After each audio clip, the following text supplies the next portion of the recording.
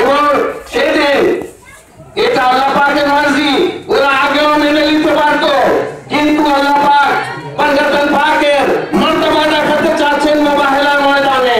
তাই রাসূল পাককে বলা হলো যে নিজের মহিলাদেরকে নিয়ে আসো, নিজের আওলাদদেরকে নিয়ে আসো, নিজের নাফসকে নিয়ে আসো, নিজের জাহানকে নিয়ে আসো। রাসূল পাক এনাদেরকে এনে পাঞ্জাতনের মর্তবা দেখিয়ে দিলেন যে ইনাদের পরিচয় কি। উনি বলে দিলেন যে এরা হচ্ছেন আমার আহলে বাইত।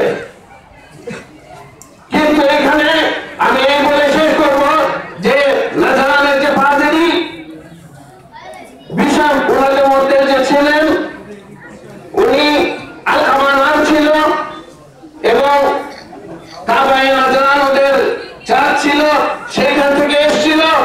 তার মধ্যে কিছু আধ্যাত্মিক ক্ষমতা ছিল।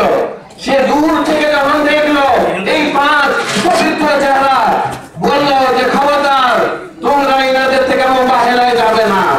ইনারা যদি বা দোয়া করেন এই পাহাড় নিজের জায়গা থেকে সরে যাবে, এবং ইনারা যদি বা দোয়া করেন তো কিয়ামত পর্যন্ত কোন ঈসাই থাকবে না। নীতি স্বীকার করলো, যা রাসূল পাক বললেন সেইটাই স্বীকার করে নিল। কিন্তু আফসোস এই কওমের উপরে যে পাদ্রীরা বিশপরা পাঞ্জাতনের চেহারা দেখে ওনার মর্তবা বুঝতে পারলো, কিন্তু এই কওম বুঝতে পারলো না পাঞ্জাতনের মর্তবা, যে ওনাদের মর্তবা কি। 61 হিজরিতে সেই ইমাম হুসাইন আলাইহিস সালামের গলায় ছুরি চালালো শুষ্ক মরুভূমিতে 3 দিন পিপাসায়। একবার চিন্তা করলো না যে ইনি সেই ব্যক্তি যার গলায় রাসূলুল্লাহ সম্মান দিতেন। ইনি